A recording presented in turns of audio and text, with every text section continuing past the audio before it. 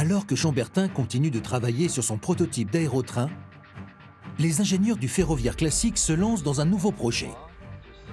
Il doit être lui aussi révolutionnaire, avec un design inédit, une vitesse de pointe jamais atteinte et qui s'inspire de l'aérotrain dans sa motorisation.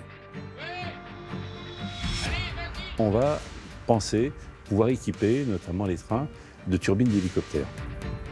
Le même principe que l'aérotrain est repris. Le train va produire lui-même sa propre énergie sans l'aide d'une caténaire. Dans la rame motrice, la turbine à gaz va actionner un alternateur qui va ainsi créer du courant. Ce courant va alimenter les moteurs à traction électrique situés dans les bogies. Ce nouveau principe de motorisation doit permettre de rouler encore plus vite et de franchir un nouveau record de vitesse. Le TGV est né. TGV voulant dire turbotrain à grande vitesse. Le nouveau défi des ingénieurs ferroviaires est lancé. Dépasser le record de vitesse précédent pour démontrer le niveau de technologie atteint et obtenir la vitesse la plus élevée jamais franchie. Mais pour y arriver, il va falloir transformer les vieux trains qui ont fait leur temps par de nouvelles machines adaptées à la grande vitesse.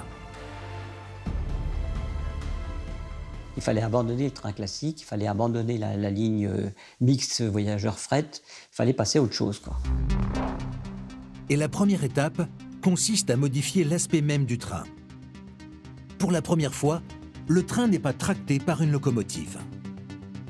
Il est composé de 2 rames motorisées à chaque bout et qui peuvent rouler dans un sens comme dans l'autre.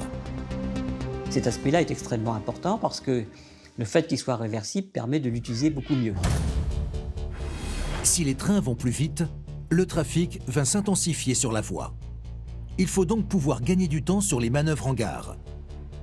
Avec cette conception nouvelle, les trains peuvent repartir plus vite dans une direction opposée. Et c'est un point positif par rapport à l'aérotrain qui, lui, n'est utilisable que dans un sens. Des voitures de tête et de queue du TGV qui subissent aussi une transformation de la carrosserie. Car apparaît avec la vitesse une nouvelle préoccupation, c'est l'aérodynamisme et l'opposition à la masse de l'air. C'est exponentiel. Plus on avance vite, et plus cette résistance est importante. Pour battre le précédent record de vitesse, les anciens designs des locomotives constituent un frein. La pénétration dans l'air est catastrophique. La carrosserie à l'avant est pire qu'un mur, car elle absorbe l'air à certains endroits et freine d'autant plus le train. Le résultat, c'est une perte dans la consommation d'énergie électrique.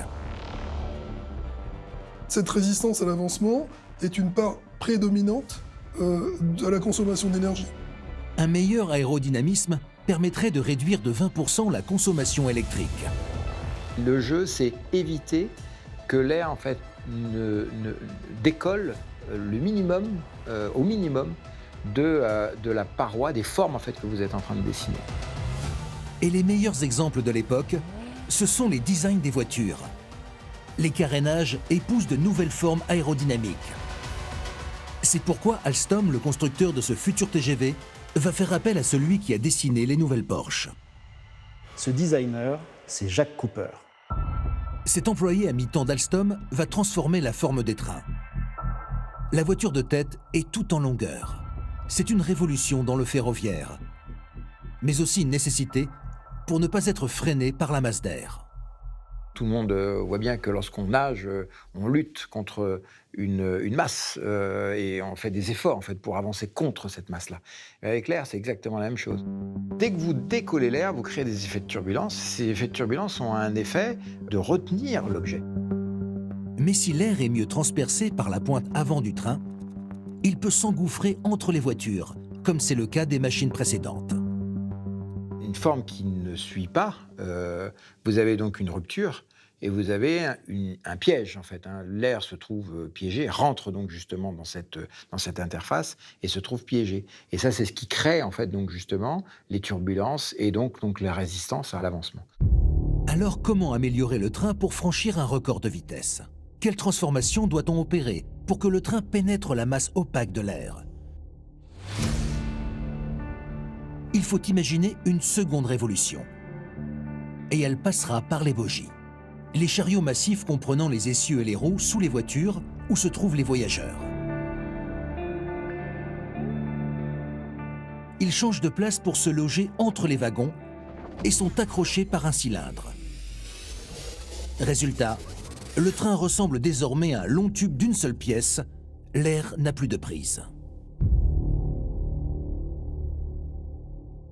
Toutes les formes en fait doivent être reliées les unes après les autres, de telle manière à ce qu'il n'y ait aucune trappe, aucun piège en fait. Mais cette conception offre un énorme avantage du point de vue de la sécurité. L'expérience a prouvé que lorsque le TGV déraille, les voitures restent bien accrochées les unes aux autres. Et cette solidité du train permet d'éviter qu'il se couche. Lorsque les bogies étaient réparties sous les rames, il suffisait que la tête du train déraille pour que les wagons suivants prennent des chemins totalement aléatoires.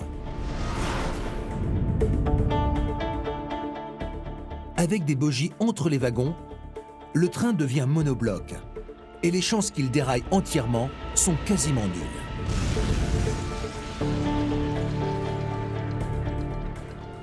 Moins de bogies dans le train permet d'alléger le poids de plusieurs dizaines de tonnes.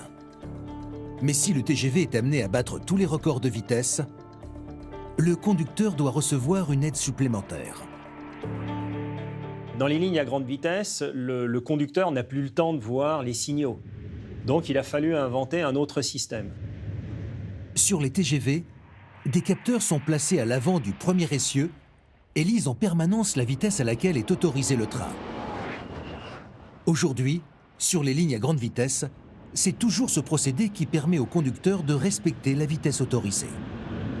Les indications qui jusqu'alors étaient transmises par les signaux au sol sont retransmises en cabine et nous indiquent la vitesse maximale à respecter, ici 270 km/h.